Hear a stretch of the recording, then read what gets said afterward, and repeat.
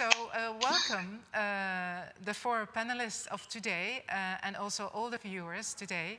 We had to improvise in the last 24 hours due to the latest measures because of COVID-19 in the Netherlands. So unfortunately, we could not have any live sessions today, but we are very happy to have this online session with the same four panelists that we had invited here for the event on religion and the Women, Peace and Security agenda. So we will have for 1 hour a hopefully lively discussion with four persons who are, we are very happy to have with lots of experience in the field, in academia or both, from very different places. To listen to our stories, to exchange the do's and the don'ts. How did you all experience working with religious actors? In what country? How does context impact on your work? So it's going to be really stories, no theories, no good talking. Of course, we want to hear the good stories, but we want to especially learn about the challenges and how we can overcome them, how we can learn from each other, maybe our own blind spots. So that's hopefully what we will gain from this session. Instead of introducing all of you, I want to ask you to introduce yourself, each of you briefly. And then after that, we will do the second round. I will ask you about one particular challenge that you have come across in your work so that we can start with some concrete cases and the question that arises from that. I will guide you through it as well. Let me start briefly with myself. I'm Laila al-Zwaini, and I'm the moderator for this session today. And please, can I invite Mary, Akrami, to introduce yourself, you, your work, your organizations. Thank you. Thank you so much, Laila. First of all, I would like to thank Anna for her great job to bring all of us together. And it's really my pleasure to be with you all. My name is Mori Akrami. I am one of the women human rights activists. My journey of activism has started 22 years before. And I'm one of the first women when we have established the first shelter in Afghanistan. And I was started with other organization, and also right now, I'm leading Afghan Women Network, which is one of the biggest women network, and I was member of this network since years, but now I'm leading this organization as an executive director. And Afghan Women Network is one of the first women network in Afghanistan, which we have more than 148 women-led organization as members and more than 3,500 as individuals. And recently, Afghan Women Network has got success to create a coalition of women for peace, which is we have more than 250 women lead as a activist, as a social worker from different backgrounds across the country, and as well from Afghan diaspora around the world, to be part of this coalition, to all women be united and have one voice for the peace process, how that we could promote the rights of women, and now to be voice of Afghan people and particularly women of Afghanistan. I'm pleased to be here, and as well that we have a long-term, long partnership with Cordaid, and Cordaid is one of the strategic partners. Donor with AWN, with Afghan Women Network, and it is a great honor to be with you all. I want to stop here, and I'm happy to respond to any questions if you have.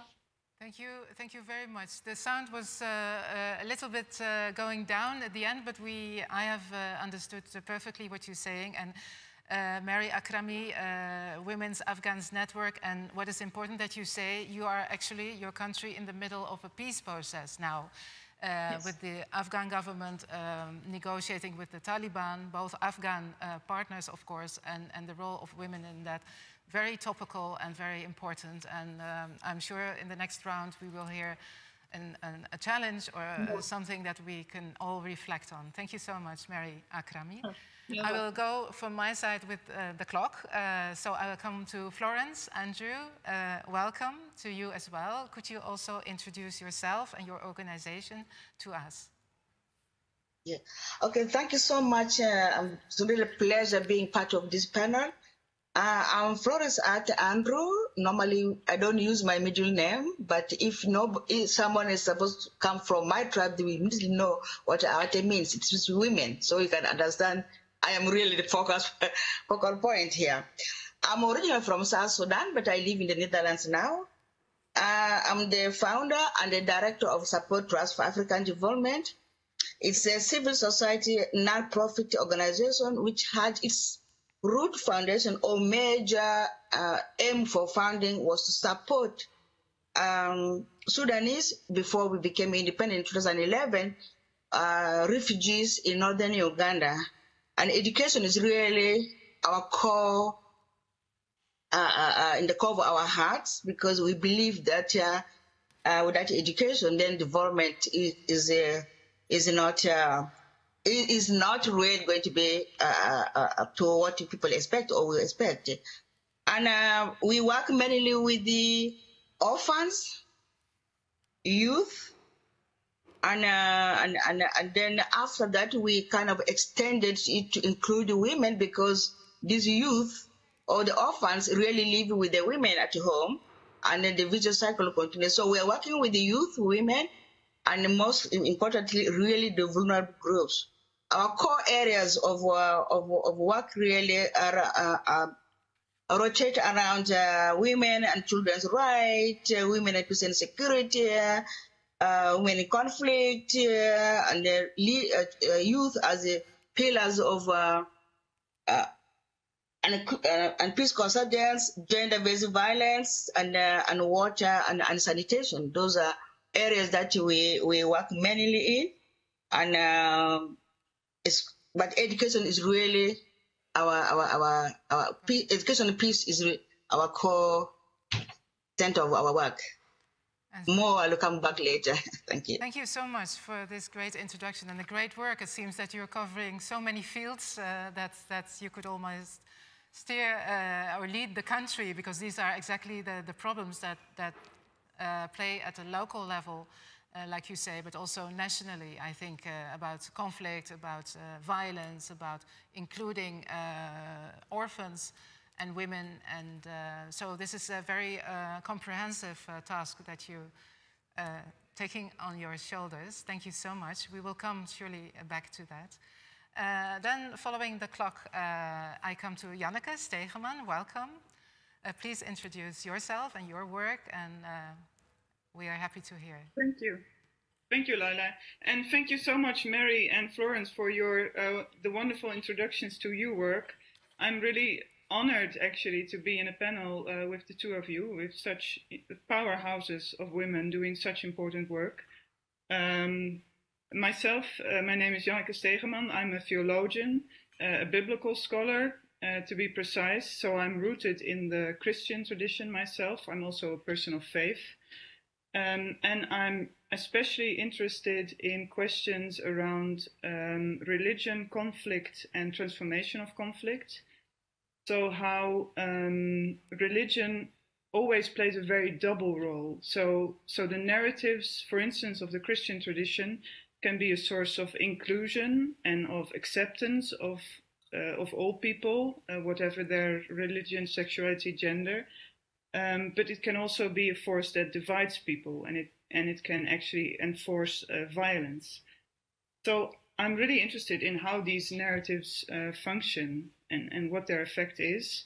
And as a theologian, actually, I do two things. So in the, let's say, post-Christian secular society that the Netherlands is, I try to advocate what religion can be and explain to people that it's not necessarily the irrational and violent force that people often think it is. And at the same time, within my own Christian tradition, I try to also transform that tradition to make it more inclusive and maybe also more aware of how it's sometimes also part of the problems of exclusion. So my experience in the field is very limited. I joined Mensen, Missie in March, and I coordinate, well, actually I tried to set up a new program in Iraq and Kurdistan there, but my experience there is still very limited. Thank you so much. But I think this is exactly the diversity and the inclusiveness that we are seeking also, to have the minds and the hearts, and of course the minds are hearts as well, but to come different contexts, which also mean the context of narratives. And I think that's a very important point that we will surely also discuss further. The power of the narrative and the spoken word and the word, and that's all what religion is also about. Thank you so much. And yes, the end of the clock, I would say, Rick van der Woud, thank you for joining us to be as among these powerhouses of women. We have a powerful man we have a man in our midst, which is, of course, in the women, the sector where it's about women's rights. We're always happy that there are also voices, not also that women have one voice, not at all.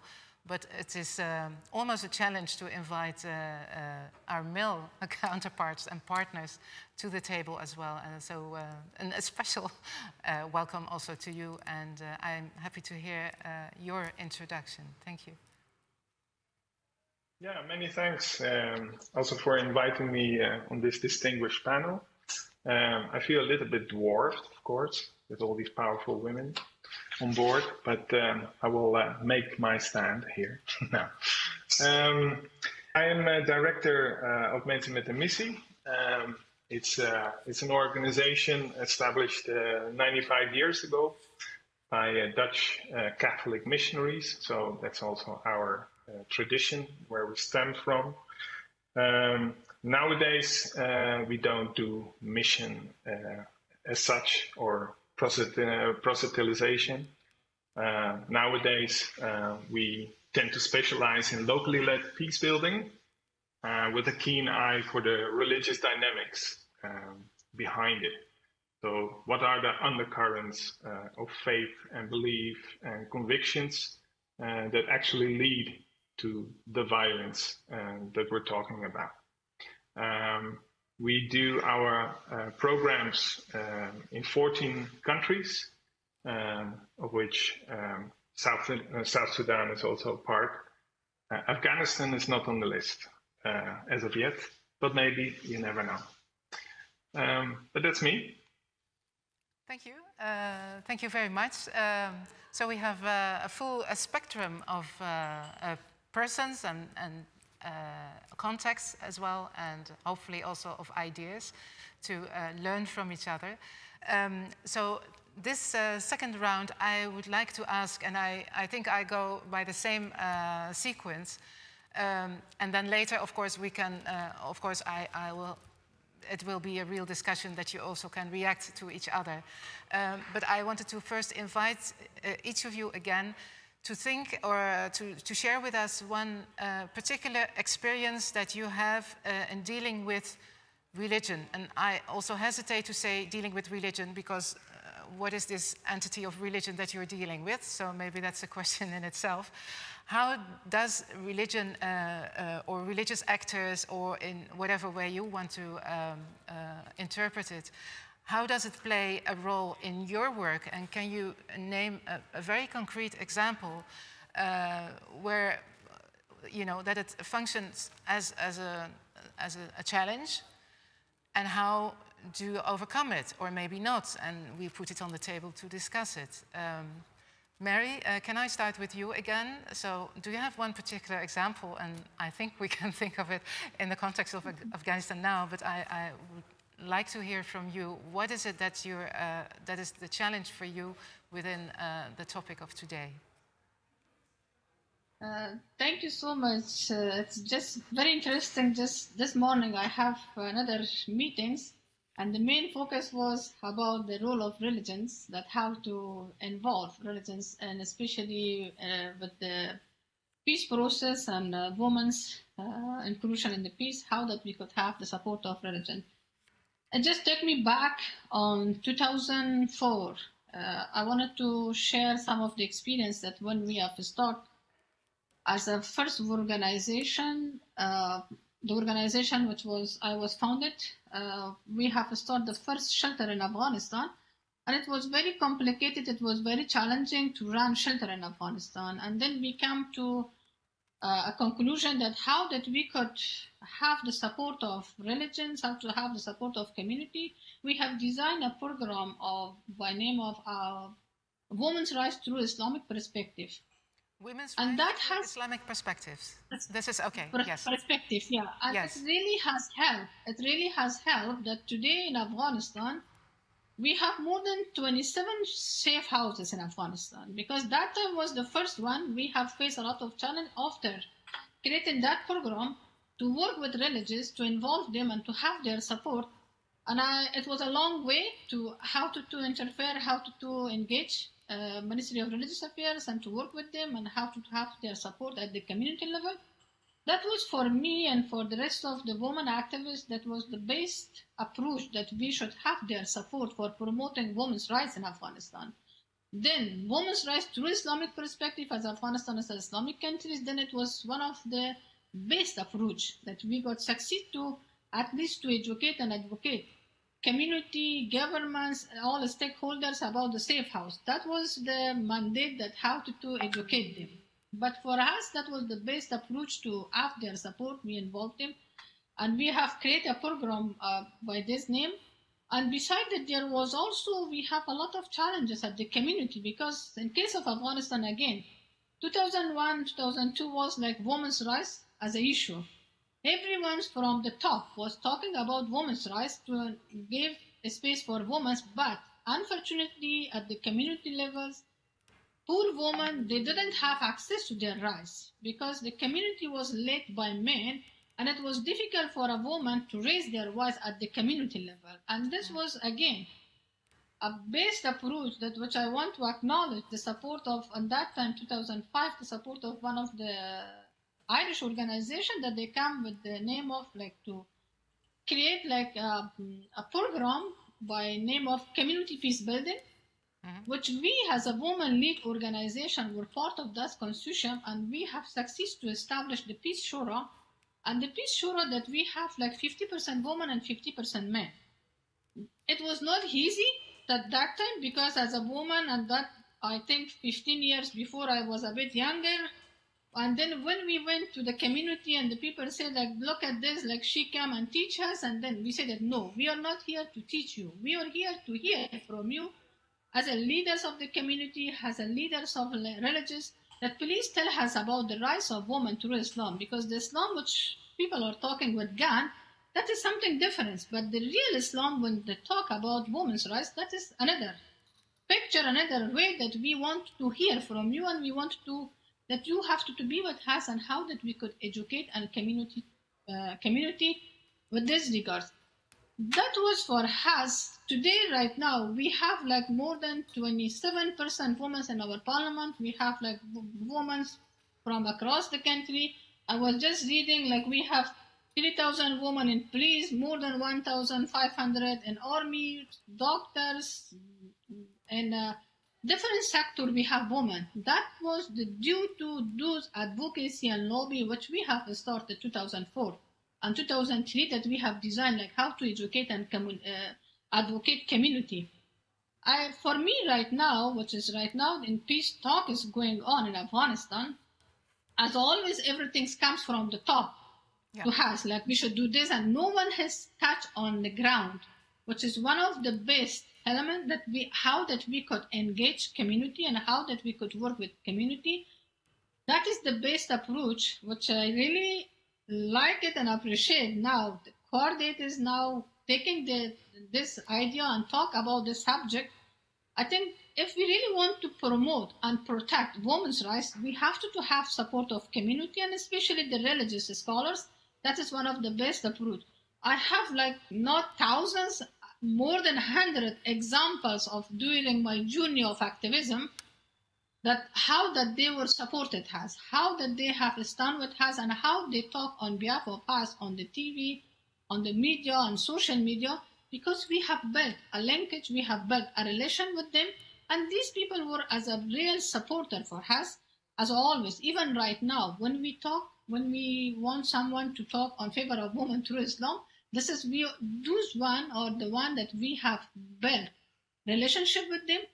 Right now they are minister, right now that they are working in a high position, and that was one of the best approach. That first of all we built the linkage, the networking between our women's group and the religions, and then that we have their support. For me, at the moment, have the religions support in regards to the peace building, because the peace is not something that they right now that they are forcing on us.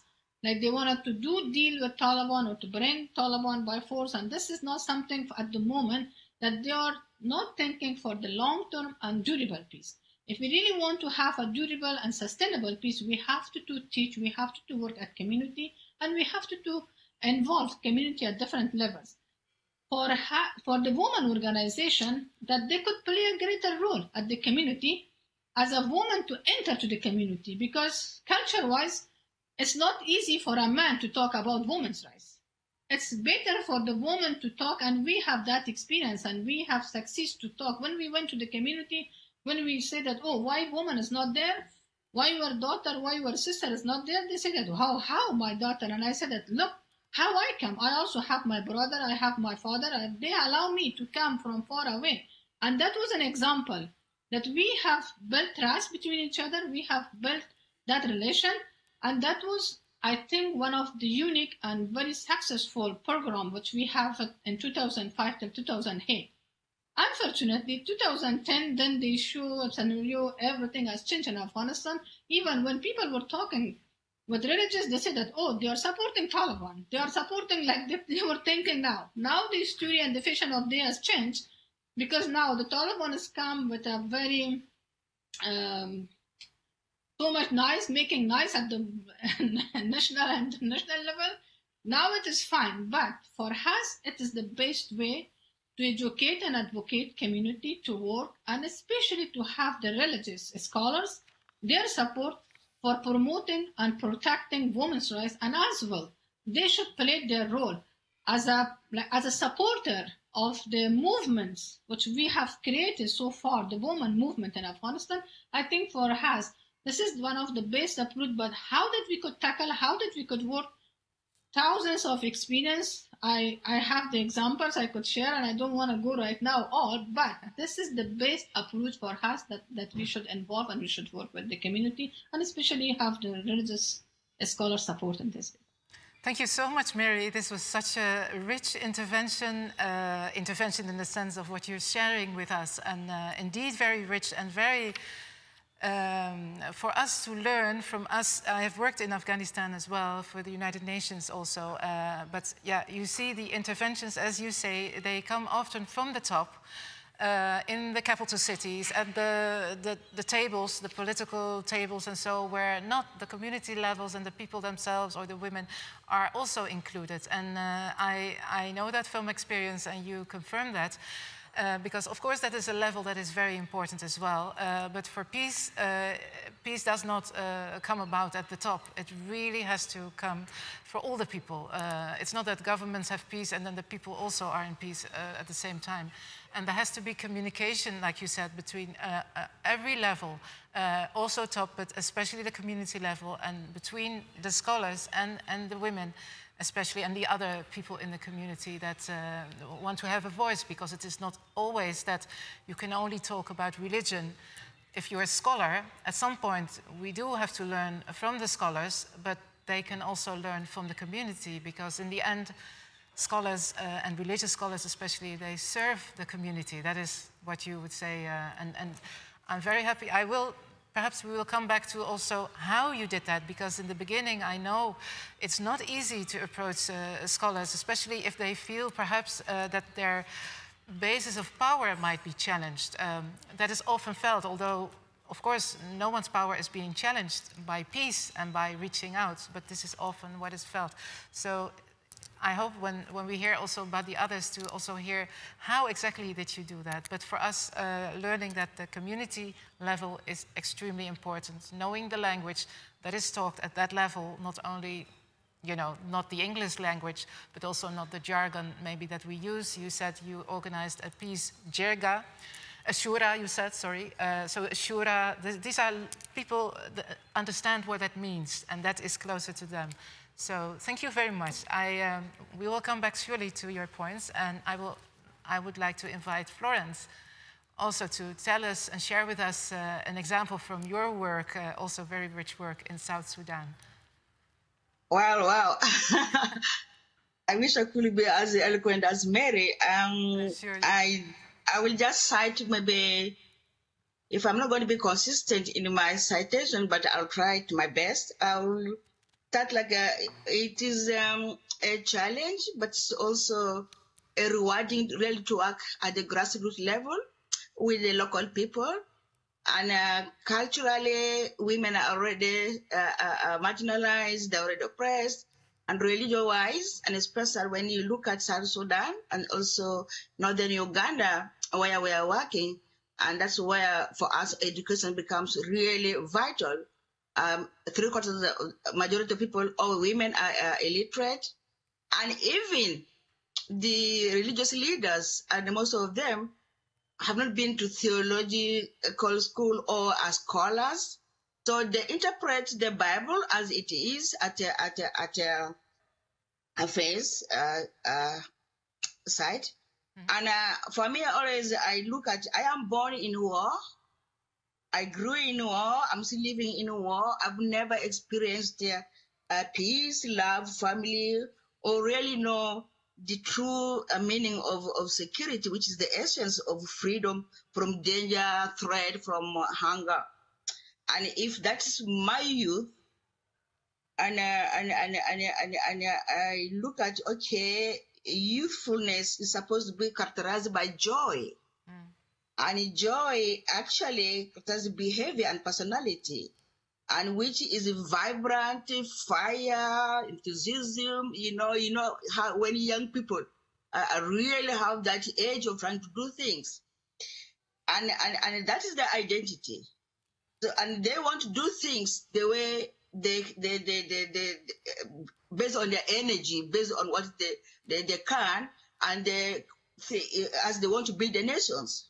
But however, if you look at the story or the history of South Sudan, where for years we are either signing or breaking the peace, or we are fighting, or we are negotiating until now, till peace is going on. So many youth within this period have lost that enthusiasm, that vibrancy, that fire. Because for me, I work with the youth, understand? And so when we are doing our activities whether with the traditional leaders, whether with the religious leaders, religion as a religion doesn't have really a problem, and it's the people behind it. How much do they understand? What do they know? And how are they interpreting it from the current social setting, from when the Bible was written, that setting, or the conditions was it? And of course, my favorite always counter arguments is from Ephesians, I think Janneke will know, I'm not going to quote it, which says, talks about patience, talks about love, and because they love sometimes to use the quotation that the women are supposed to submit to their husbands, because Christ is the head of the church at our view. So I say it's very easy for me to submit, but you have been asked to love, to underscore the word love, and love is supposed to be patient. You're not supposed to hurt anybody. You're supposed to do that. So if you are asked to love yourself, then if you don't love your neighbor or me as the way you love yourself, you don't love yourself. So which is easier, love or being submissive? So we use it back, said you are asked as a man with the most difficult aspect to do it. You're supposed to love, you're supposed to be patient, you're supposed to provide. So it needs you to understand the context, the Bible. And one of the things I always use for the youth is, listen, you are supposed to be the light. The politicians say you are the leaders of tomorrow. But in Matthew, the Bible says you are the salt, you are the light. You know, if you are light, you are supposed to shine and brighten on the surface, not to be under. And secondly, the salt preserves things. That's why we use the salt. You will cook food, make it tasty. And if the salt is less, we say, can you add a little bit of less? When it is more, we say, oh, it's too much. And I also, you know what, those who drink, when you go to baths, you find that they always put granules or ginas which are salted. Why? So that you eat, you become more thirsty, then you can buy more drinks, and then you can drink more water. So, you know, you need to play back to them using some of those quotations, and then and you need also how to understand, you know, how to argue with them and tell them, say, okay, if I'm supposed to be the leader of tomorrow, I'm supposed to be the light, but my light has been made the darkness. How am I going to do that? You know, and I'm your daughter, I'm your son, and you are supposed to love me, and you are hitting me, you are mistreating me, you are doing this. So where does it in the Bible say that you are supposed to do? So there are a lot of things, especially when I'm working with the local communities. But people understand because they have the power to organize people when they are messaging, when they are preaching on Sundays, whether it is Christmas, whether it's what, you know, to see. And the people will say, you know what, we don't actually care about that peace in Juba. We care about the peace with my neighbors. We don't care about that political peace, you know. So indeed, like what Mary is saying, building that peace horizontally and then connecting to vertical is very, very important. But for me, what underlines is the people behind these institutions. What are their motives? What did they understand? And why is these divisions? And why are they misinterpreting the Bible to suit them instead of interpreting to bring the people together? Because we can choose specific things that suit us to promote us. And it's like any other institution, any other political, again, there is cause and response. Thank you so much, Florence. I'm really engaged in your presentation as well, and the word love comes to me very strongly as well. But also, like you say, focusing on the people behind the interpretations of the Bible, or and the context of the Bible when it was written, and that you can use, or people do use, religious texts, as you say, as a light or for love, but also for to submit other people for violence, for conflict.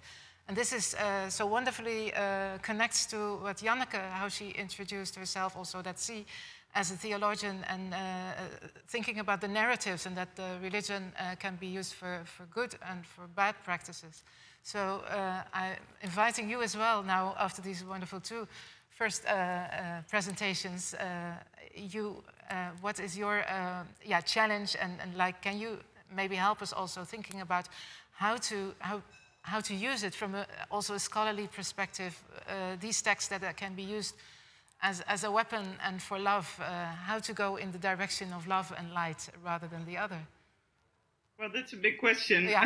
Thank you, Laila, and thank you, Florence, for your beautiful sermon, I would say, on putting people in the light rather than keeping them in the darkness. And also, Mary, I think you both mentioned education, which I also feel is so important. So it's so important to make people able to relate to their own religious traditions. And that's also a way to prevent religious leaders from or others from using those traditions in a way to keep people in the dark, like Florence said.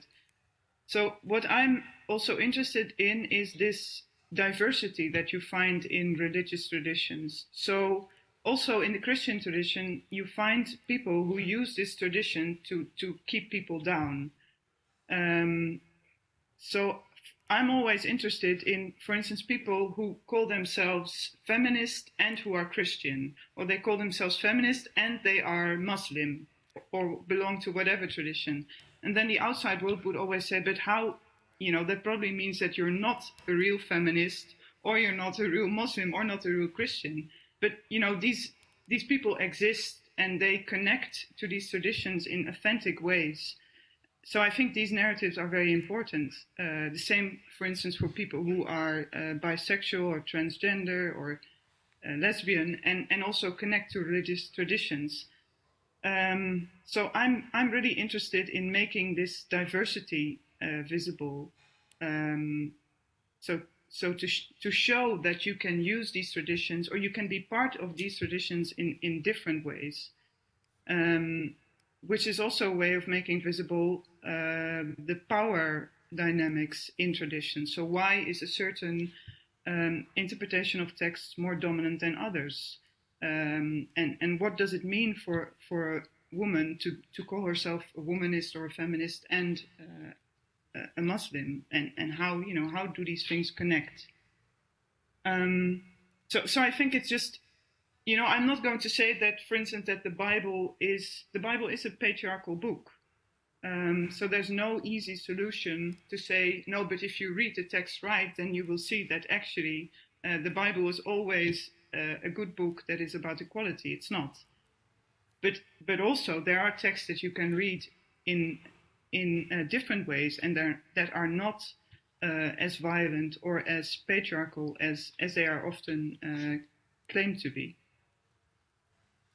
Thank you very much, Janneke. You also you connected to the other two speakers before with the idea of education, which is really very important, and that you can also find and should look in your own traditions for the answers, the positive, the way of light, which most traditions even have a specific word for that. I know from Islam, the word Sharia is a path leading to the light, to the oasis, to where the water is when you're in the desert.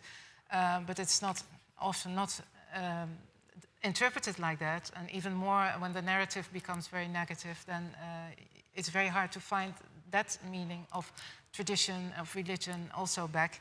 And you brought in also diversity as very important, diversity of, the roads that lead to this oasis, not only within one tradition, but also within a tradition or religion, there are different interpretations. That's clear also, not to put us further apart, but also to look where is the common ground. So diversity in, within the religions, within the people who can talk about religion. It doesn't have to be the scholars, but we do need also the scholars. But like Florence said earlier, the scholars are not necessarily trained as scholars. They name themselves like that, or they are being put on that throne by the community, but often they have not done the study themselves in wherever you can learn it, which also says we can all be scholars, and we all as believers, we have a say in our belief, and to make it, to form it as suits us and our communities best. So that's very important. And being a feminist and a believer, that's always very interesting. And being a feminist within a patriarchal tradition, well, I don't want to put you, Rick, as the representative of the patriarchal culture, and on the contrary. But it is a given that when we talk peace and security, we see, and I'm talking also as a Dutch person, within the Dutch delegations or within the Western delegations, it's getting a little better, but the majority are men at that side of the table. It's not only in religion, it's also in our secular platforms and spaces at that level where the decisions are being made. Whereas we hear from the contributions, it's at the community level, actually, that the real peace and security needs to also take ground. And women, I often heard in my positions, you can't, we first need to establish security and stability, and then we engage women and other minorities. Really, I have heard this not once, but several times. So you're not at that level, but I wanted to see if from your work as the director and your organization, Mensen, Missie, which is maybe a question, and then I leave the floor to you. As you say, you started out as proselytizing, it's a very difficult word in English, to really missionary activities at the beginning of your organization. You have kept the name in your organization. From the other side, I wonder, do you have, if you come to places where Christianity is not the majority religion, does that create, first you have to bridge, maybe the understanding from the other people that you come with a mission? Because like Mary also said, often the changes come from above, but not only from top down, but also from the west to the east or from the north to the south. I wondered if, what are the challenges you encounter in your work with your organization in majority countries with other religious traditions? Yeah, thank you. It is definitely a dilemma, but thankfully, Mensen met een missie is impronounceable in other. So also maybe the importance of the word mission or missie is incomprehensible. So I do not come across that often that question whether we're still there to proselytize or something. The mission has changed. The mission is to Mensen met een missie is much more towards furthering peace and reconciliation. And we do that on very local levels. And we do it there because, because of our 95 years in business. All those missionaries started up working in those local communities. So that's also where the locally led peace building comes from. But the thing is, what really strikes me in the three stories that I heard just now is that there is always this power thing going on, the power relations. And that is of utmost importance to have effective programs for a funder like us. So we always try to navigate the power relations at hand in those local contexts. But that also poses the question whom to talk to and where to start. So if peace comes first, and then we're going to talk about furthering women's rights or positioning women better at the table where the decisions are made. For us, it's something you should do together and at the same time. And why? Because people always tend to work in terms of expectations and perspectives. So they expect some kind of behavior from the other on the other side of the table. And if he or she shows up at the table with the right information, with the right inroads to the local networks where the conflict is going on, the conversation gets going too. And then you also tilt the perception of the other as well into another direction. So you have to do something unexpected to get the conversation going. And can I ask you what again would be that unexpected thing to do then? How would you do, or what kind of unexpected thing? Could you give an example? Well, for instance, in Colombia, we also support certain priests who have firm inroads to indigenous peoples, which rights are really transgressed upon by the Colombian government. But they also some of them have certain convictions of what women's position is in society or in the clergy whatsoever. So working with them also changes the perspective, because they get confronted with certain local women leaders who prove vital in getting the conversation going with local male leaders. And thus you also subtly change, or that's our conviction as an organization. With patience, you subtly change the perspective of the other. But it's also a moral and strategic dilemma: whom to talk to, and whom to consort with, and whom to be seen with in those contexts. You know, is that a fair answer? Yes, yes, thank you, because we really, yes, learn from your experience in the field, especially, to compare also with the other stories. But please, you continue, because you wanted to say more. Well, in Uganda, for instance, in the north, you have two big problems: women not being able to inherit land, so they cannot exercise land rights. But the other thing that's also happening is female circumcision. And then again, it's still the question: where should the focus be for us as a foreign actor, willing to develop a program on very local levels with the right people, right? Who are the key persons who play a big role and also exert power in defining how the discussion is. So who gets to talk about the land rights? Who is there at the table? Or who can do really something about female circumcision?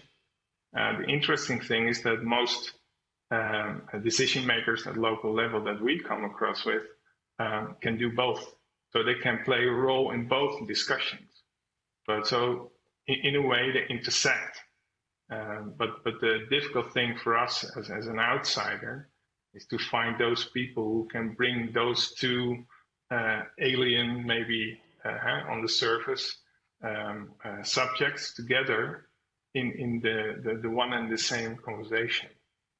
Yeah, and that's where our difficulty lies, because we put a lot of time and energy and money in that effort to get the conversation going. Thank you so much. Yes, it's very nice, because you all bring to the table very vital issues for this conversation, and you brought now also the issue of power, which is extremely important. Who has the power to be at the table, to take the decisions, to initiate a change? Is it one person or one group? Is it one gender that can do that? Or is the one power dependent on the other to do that? And how can you bring to the table this interdependency, which is very important, that the ones who think, or they might have the power now, they can never have the power if it's not really supported by the people. So one question that could come up is, in the framework of this session, working with religion and with religious leaders, those who have the power, does that not make their power base stronger? Is that what we want if it's used in the way so far? Or is it important we do have to include them, because the reality is they are the gatekeepers of certain changes or to stop certain changes happening? But how do we interact with them without strengthening this negative power in that sense, and also engaging them and seeing that, or showing them that their power base is not by themselves or from the politics, for instance, but from really the people that they are serving and that need to be involved, like we all agree, at the community level. At the same time, we should not forget the top. So if I look at, I have to look back to how many minutes I still have. I get 5 minutes. So this will give me the time, although it's very short. I wonder if one of you wanted to react specifically to something that the other said. Otherwise, I think, because what you say is so inspiring, and it also overlaps and it adds to the other. So maybe I can do the same round again. Is that a good idea? Because now you've heard also what the others have said, and you can maybe make a connection or a question for your work. So I see some nodding heads, so I would like to come back to Mary. and see also how you stress the very importance of community. At the same time, I heard you saying also these religious leaders in Afghanistan, they are at all levels. They are at the community level, they are in the mosque, but they're also in the power bases, in the ministry, for instance. So how do you engage even all these levels? How do you go up and then say tell the top, you have to also come to our level? Can you help us with how you did that? I think that was when we have created that, how that we could engage. We have to start working at the community and as well as start working with the officials, authorities. Because the main purpose of our activity was how to promote like the safe houses. That was the main. I'm talking about 2004 because that was very challenging. Security was a challenge, culture was a challenge. And then we have succeeded to have their support to build that relation. We started from ministerial level to the president's office. Even we have educated presidents, like one day he have talked in his speech about the safe house. Then we said that, look, that how that we could step by step reach. At the community, as Mr. Woud said, that this is one thing that for me, like that in general, in my country again, this is 40 years that this leaders, this like the gatekeepers of Islam's, that they are supported by different countries and especially by Islamic countries, that they always teach them what the ideology, what they are thinking about Islam. Never we have this gatekeepers to have an exposure for them, to bring them to Europe, to bring them to some other development countries. And I remember 2006, I was in Ireland. I was with the Parliament of Ireland, I have raised, and I said that, why do people bring our leaders for exposure to Europe? Because I was learning something from Irish organization about the conflict resolution. It was very fantastic when they have shared their experience, because in Afghanistan, mostly the leaders of Afghanistan always they will go for education, or they are get education from Arabistan, from Qatar right now. Their grandmother houses in Qatar, that they are sitting there in Pakistan and Iran. And why these countries also get supported? Why we don't bring them and educate them? First of all, we should work at different level. We should work with that level, to the gatekeepers of the religious, to the gatekeepers of the politicians, to the leaders, to educate them, to advocate them, to provide some exposure for them. And the rest, the civil society could play their role at the community, how to educate and advocate community. Then this is something that we could make the balance, like to build the linkage between both. That is something for me right now, when now I'm a member of the IP's Council, and we have raised this several times, because it also needs some courage, because when I talk this way, I'm not a good woman, because I'm a bad woman, I always attack. But this is the best way that we have to educate. We have to engage, and we have to work with them closely. I don't know how much time do I have, because there were so many examples to give. But I was so interested to hear from other friends, especially from Mr. Woud, that how to engage like religious scholars. For us, again, I do re-emphasize, we need to provide some education, some training, some exposures for the leaders as well. Because right now, when I learn something, I always believe, like, woman movement was not something done in Afghanistan, it's a global issue. And we have learned the same that they have learned, and they should be just share the exchange. Yes, thank you. Thank you so much, Mary. This is, again, very, we learn learning and education, and especially the ones who think they are educated, perhaps, they can still open their eyes to the world and engage and be humble also. We are all humans, and especially if you're a leader or a scholar or not, we're here also to learn and to grow as a person and in our power base. And one issue, and then I will quickly go to the others because time is running out. You made an important point. How do you engage all these very different levels who might not be in the same base?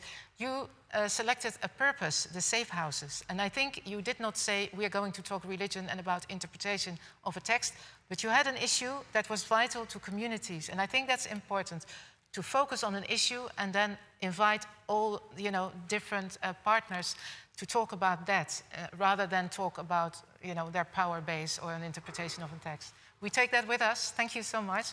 I will ask Florence also to give us, 1 minute, please, any thoughts that you still have.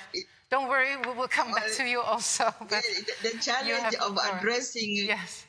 issues like this is the time you should have been flexible. Exactly.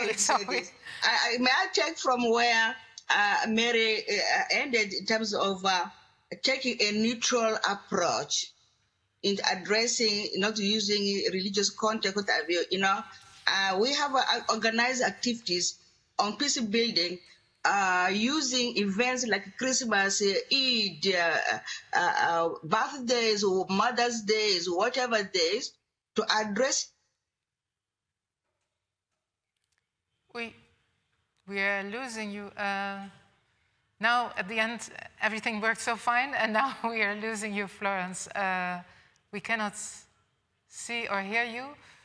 I'm looking around. Maybe we'll move to Janneke, and then we'll come back to Florence later. I'm sorry, Florence. I don't know whether you hear us.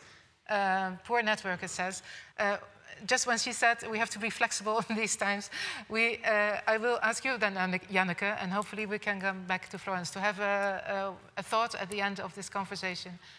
Please. Yes, hopefully. So I'm already said that we can't have, you know, it's difficult to have more interaction when you talk through screens like we do now. Yes. But I'm just so, Mary, while you were talking, I just wanted to, you know, engage with you all the time, and we can't do that now. So anyway, I really feel the dilemma. So for me, I always find it very important to, you know, if you want to transform a situation, then you have to transform those who are in power. So in that sense, it's always very important to address, if you want to change a patriarchal society, then it's also the men you have to change. But also, of course, I find it very, very important always to have an eye for the victims, you know, the victims of a certain unjust situation. So it's also, you know, in a way, it feels a little bit cruel to direct all your attention to those who are in power. But at the same time, I see the importance. And to make it a little bit more personal, maybe, for me, so I learned a lot from all sorts of critical forms of theology. So I spent some time in Israel and Palestine, and post-colonial theology really transformed me. So talking about education, you know, it made me see my own position as a white woman from Europe. What is briefly? What is post-colonial theology? It's the theology that is very attentive to power. So how, you know, because theology is also part of, let's say, empires, or part of structures that oppress people. So it's about gaining insight in how religion can play into that. At the same time, Florence is back. At the same time, for instance, feminist theology made me much more attentive to how my own religion is still a patriarchal religion. So I also know from my own experience that education is so important, and that you sometimes are part of the powerful majority and sometimes you're not. Thank you so much. Yes, we have to be brief, but thank you. Education comes back all the time and transform the people who are usually the ones in power, who you don't want to become losers or spoilers in the end. But I think also patriarchy, like one of the other participants to this very differentiated conference now said, patriarchy is almost like an injection which was injected in all people, not only in men, but in the whole society, about the youth we also, like Florence. Yes, but I want to say we'll come back to that, but not in this session, but hopefully later. Florence, we lost you, your connection, but you are back, so please. Something happened. Yeah. I don't know how much you had before I got lost. I will be brief. I think I will say that in relation to setting a scenario where you don't talk about the Quran, the Bible type is very important. Where we use different events to organize peace building issues, cultural issues like circumcision, like illegal marriage, forced marriages. You know, you bring all the stakeholders together and you really take a neutral kind of approach, no politics, no nothing, and discuss on that. So it has worked very well, bringing people together, and really they talk. You know, the thing is that fear, and coming to the role of religion or religious leaders, we need also to look at the context of the women and peace security agenda. the 4 pillars, if you look at participation, whatever it is, you see, we are still also struggling with the power relationship. We talk about inclusion, we talk about participation, we talk about everybody, but how inclusive are we?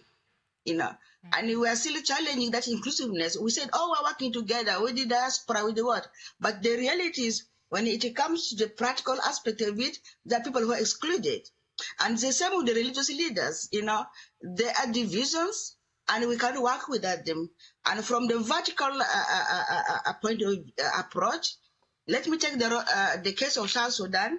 You need the Sudan Council of Churches has played a very vital role in calling for meetings, in participating in the peace agreement and highlighting, counting the leaders accountable for that. And that leads to improved community security and social cohesion by that. At the same time, you look at recently, the president actually held a meeting with the bishops to discuss about peace process, you know, organized by the first Mary Ayan. And it shows that trust they have in religions. Bishop Taban, who's well known with some of us in Torrid, has held a lot of peace things from the vertical to the ground. So we cannot do without them. We need them. And briefly about what Janneke said about diversity. You see, we're all diverse. And that there's respect and there's fear. And the biggest problem is presentation. Sometimes we love to present ourselves to be what we are not, you see, and because of that, you build those walls so that nobody can really know the truth about what you are, and then that's where indeed the Bible is not really the roses, because if you look at the old episode, there are a lot of negative things. But then if you look at the laws we have, the secular laws, the constitution, you know. They interpret differently. They also implement it differently, and that's why lawyers will pick one word from the constitution and use that one word against the rest of the other things. You see, so it is a struggle, but we need each other, and we need to understand. And if you don't understand the context, and we talk about immunity. If you talk about immunity, people are being killed. The Bible talks about forgiveness, but then they say eye for eye. We say no. So you see, it's a lot of context from that. So it is how we present ourselves. Yes, thank you so much, Florence. I see the passion in you, and we all want to actually, we come up steam now, and we want to see each other and really engage in the discussion. But I'm told to really round it off. But again, understanding education, understanding the context, who are we in the discussions, it's all extremely important. And also, important texts like the Constitution have different interpretations. So we focus on that, and we give the floor to Rick. You will have, we will not cut anyone. I hope I can promise that from this conversation. So please, can you help us very briefly to say one thing that you feel you want to contribute and say to us? I certainly do not want to be that white man having the last word, but okay. You can also leave I want to stipulate that. Goodbye. No, we lost Mary and Florence. No, Florence are there. Yeah, sorry. Mary's okay. Yes, please. I just wanted to draw your attention to the fantastic work of one organization. We support many wonderful organizations, but one organization in Indonesia, in Cirebon, it's called Famina, and it's derived from the Arabic fahmun, so understanding, or even proper understanding. And the thing they do is educate women leaders to become women scholars of Holy Scripture. And the act of having women read those holy texts and interpret them, and also broadcast the messages that derive from that, is very powerful in and of itself. But it actually also helps the men scholars to find the legitimacy to really further the message of well, people being equal to each other, and also having to face the same ordeal, whether that be the plastic on their beaches that need to be rounded up and cleaned. It could also be speaking out towards local governments in that they have their say, and that it's a thing they have to face together. So yeah, that kind of mobilization of the social power of religion is something we really strive for, because religion also can work towards the good. That's a very and we can see that make that happen. We started with the challenges of religion in each of your work, and I'm very happy that we can end with religion working for the good. Still, we have to work on that. All of us, everyone in all our diversities, learning from each other, being humble also, focusing again on issues that affect us all, neutral issues or issues that don't discriminate, not only plastic, but again, I come back to COVID-19. It affects us all indiscriminately, and we all have to find a way to solve it together. We need each other.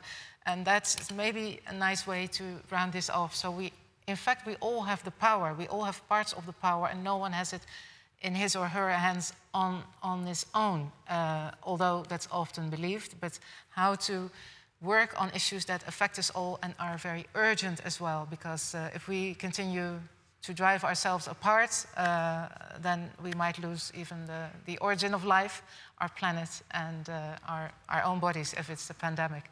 So thank you all very, very much. Again, I wish we had a full more hour, but I think this is so much nicer to have all of you making us think, not having all the answers, which is good. And I wish you a very, well, I can't say a very safe journey home, because you are sitting in your homes. I would wish us the opposite, to at some point again, meet again live and exchange many more of these wonderful thoughts. Thank you. Thank you also to all the people who listened and watched, and hopefully you come back with questions.